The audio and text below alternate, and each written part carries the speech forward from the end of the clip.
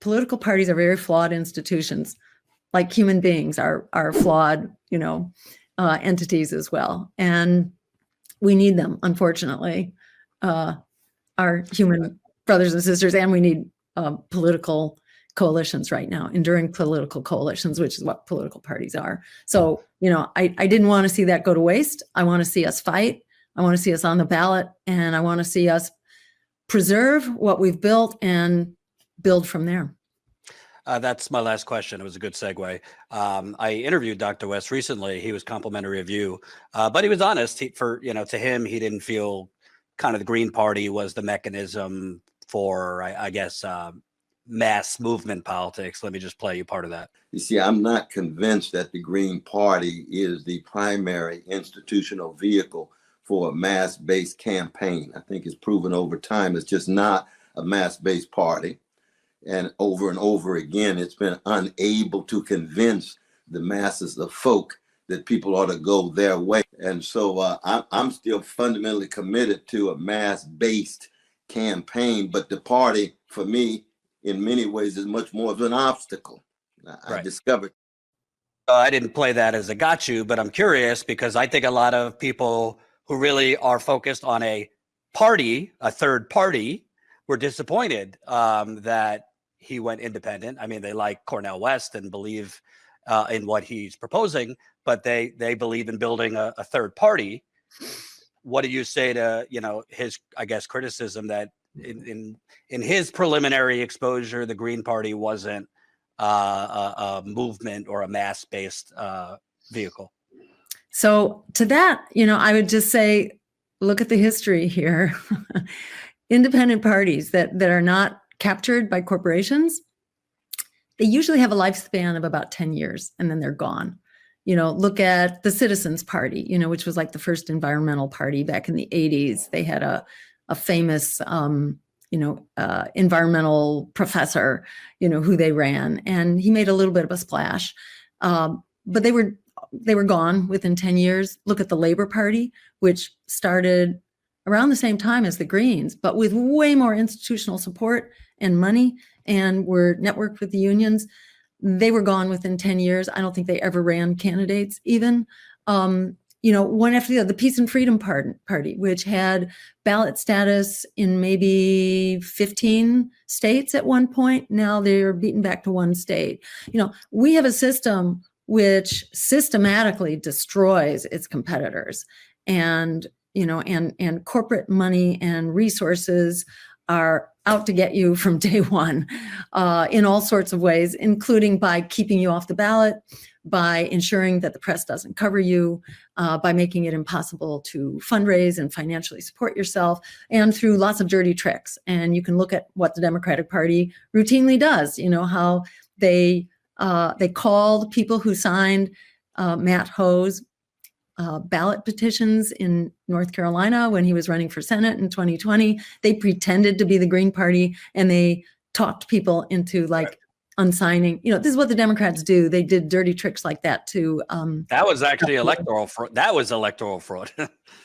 Absolutely. It totally was. And they also colluded to create something like 23 different lawsuits against Ralph Nader in, I think it was his 2004 election.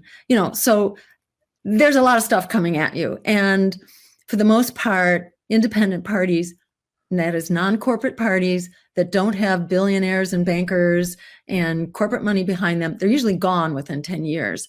And the Green Party, from that perspective, is a great beginning. Now, it's not where it needs to be. It needs a lot of work. It's not easy to have a party, especially a party that doesn't have corporate money to sort of keep it going.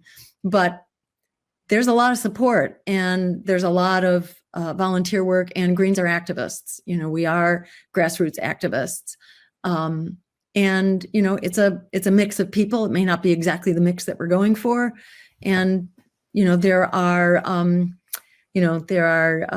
games going on all the time by way of COINTELPRO that I'm sure are working their way inside of our political organizations, just like they do to our nonprofits and so on. So there's a lot that we have to contend with, but You could say the Green Party is the weakest third party there ever was, except for all the others that have ever existed. It's Right. like democracy, worst form of government except for anything else that's ever been tried. So, once you do this business for a while, you see that you really need, the first couple of races I ran in, I completely ignored the party. I didn't find the party helpful at all. And it was mostly problems. And I completely understand the perspective of a newcomer. And it's not until you know how the system works. And also that's just going to be the chatter that goes on in any organization. People are going to make a lot of demands of you when they are putting their blood, sweat, and tears into this organization. They're going to ask stuff of you. And sometimes you can provide it and sometimes you can't. And they're going to tell you how they want your policies to be structured and what they want you to say. And you're going to get a lot of that. It's like being involved in any kind of an organization. It has its, pain in the butt kind of administrative side. And then it has its incredibly helpful, resourceful, aspects too. And to my mind, you get used to the downside and the upside becomes incredibly important and indispensable. And I'd say find that party that we can build from. I think we have a very solid foundation here. And yeah, it's got a lot of work to do. And I'd encourage people to become part of it and make it better. It's a very decentralized party, for better and for worse. It's extremely decentralized. And so you can have a big impact in your local or your state organization. And I know, I know this was an impromptu run. You weren't expecting to run, but as you're laying the brick of your campaign, obviously you got to formally win the nomination, but do you expect to match? Yeah, I think you were on 46 ballots in 2016.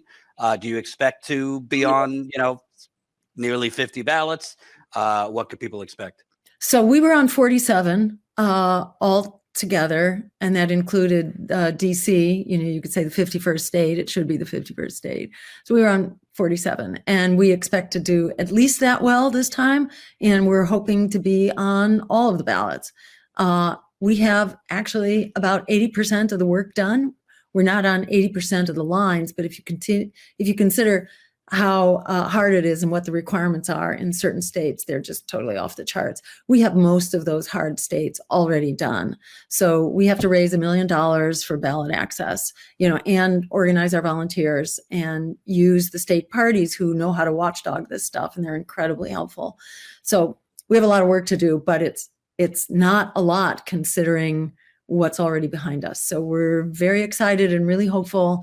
And I should mention that tomorrow night we're doing our formal Zoom launch, and really encourage people to join us on Zoom for volunteers, for supporters.